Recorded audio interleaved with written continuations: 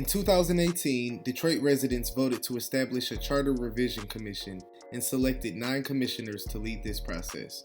Beginning in 2019, the commission was seated, leadership was established, and commissioners were almost evenly divided into 2 competing factions: self-described reform candidates and candidates who were accused of being loyalists or stooges of the mayor, Michael Duggan. Reform candidates were in the minority. Over much of the following year, meetings were characterized by conflict, vitriol, power grabs, and threatened violence, with occasional police conflict. The community was divided between those who wished for a more inclusive and cooperative tone and those who welcomed the fight for change. In late 2019, one commissioner resigned, who was perceived of being pro-status quo, and was replaced with the candidate with the 10th highest votes, a bridge builder named Denzel McCampbell, who supported the reform agenda. Following his appointment, commissioners began unifying in efforts to solicit community input and coordinating with key community leaders on forming an agenda that became the Detroiters' Bill of Rights. These rights articulated a right to water and sanitation, a right to environmental health, safety, to live free from discrimination, recreation, access and mobility, housing, and to fulfillment of basic needs. These rights were thus spelled out in city charter amendments that shifted power and authority away from the mayor, reprioritized spending, and mandated either studying or providing access to basic needs resources. The revised city charter was sent to the governor for her review, who then reached out to the state attorney general, who identified procedural errors in the proposals as well as some areas of constitutional concern. The attorney general concurred with the mayor's office, which had previously stated the changes would impose unsustainable cost burdens on the city and could plunge the city back into bankruptcy. The governor therefore declined to approve the proposed charter revisions. Despite this stance, the attorney general indicated that Detroit residents should have the final say and that the governor did not have to approve the measure for it to appear on the August 3rd primary ballot. The Charter Revision Commission challenged all of these arguments, including issues of cost and constitutionality, and stated the goals, objectives, and wording were misrepresented. After much legal wrangling, accusations and counter-accusations, court rulings and reversals, the Michigan Supreme Court finally ruled that the charter revision question could remain on the ballot only 5 days before the primary date and well after absentee voting had begun.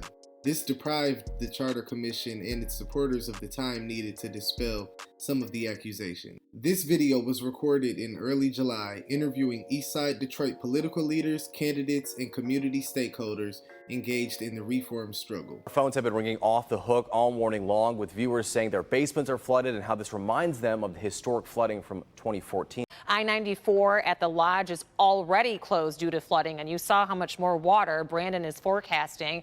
There is also another closure on the Lodge. That's where Tim Pamplin is live. This is in the downtown area right near Jefferson, and it looks bad. The Jefferson-Chalmers neighborhood was hit hard with flooding after the nearby Connor Creek pump was overwhelmed last night, one of at least 28 pumps in the region that failed. The intensity of these storms exceeded the design standards for pump stations and combined sewer overflow facilities serving the Detroit region. Residents of Jefferson-Chalmers say it's not the first time this has happened.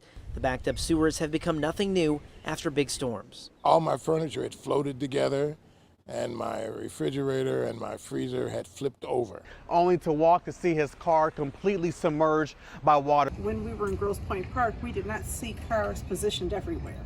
We didn't see cars on the street. There were cars that remained in the street, on sidewalks and on berms for days after the fact. And that just speaks to the economic difference between the communities. And the heavy rain is causing flooding all over, not just on the side streets, but pretty much on all major freeways as well. The water actually ran into the museum through the lower level and really flooded the entire lower level. There's water in the walls, and so we literally have to go in and cut all of the walls on the lower level up 4 feet, remove that drywall, dry it out, and then put in new drywall, sand, mud, sand, and paint, and all of that. That's going to take us approximately 3 months, get us back where we were. My thoughts on Proposal P, as far as the vote, I'm going to start out saying the vote should be yes. Proposal P is truly a people's charter. It's a charter that's really in equity,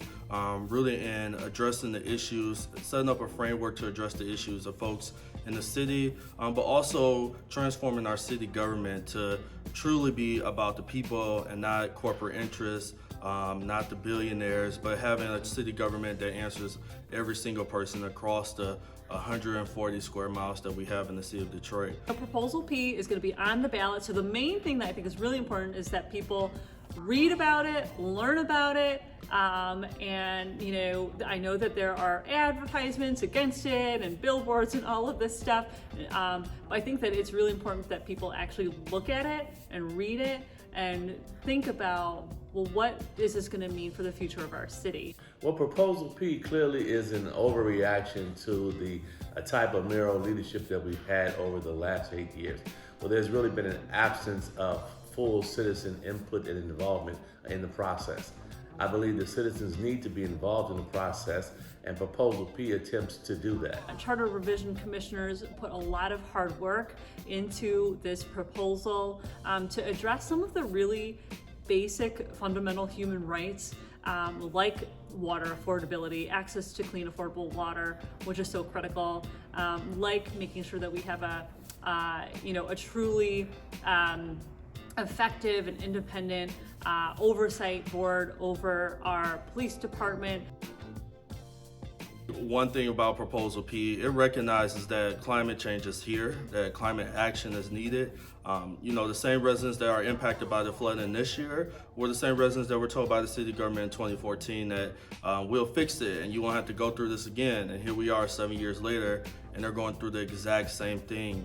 When I've gone door knocking, I've heard from folks. One lady, she had, her husband has dialysis, and they had to clean out the basement, and he was doing well, and when the floods happened, one morning he couldn't even get up and walk. So these are the real world impacts that climate change has, but also the lack of investment in infrastructure, the lack of political will to truly have bold climate action. And when we look at Proposal P, we have a document that strengthens our environmental justice that we have in the city, establishes and codifies an Office on Environmental Justice, but also has an Environmental Protection Commission, which has residents that are impacted by climate change, impacted by pollution, impacted by the lack of investment in infrastructure at the table, advising the city on things that we have to do, ensuring that the money from those corporate polluters go to the areas that are impacted. And I think overall, Proposal P sets a great foundation to really have a city that takes climate change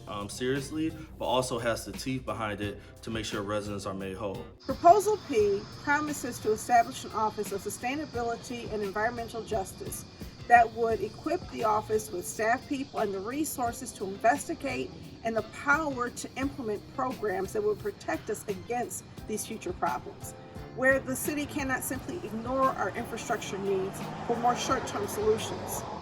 We need Proposal P, and we need legislation like that. We need a city charter that protects us from the whims of economic interest and places sustainability above profitability, which is currently the economic framework of our city. So I know within the Bill of Rights, it speaks to environmental justice and really making sure that our residents are not having to deal with pollution, air pollution, negative impacts to the environment, especially the water backups that we've continued to see within our communities, especially within District 4.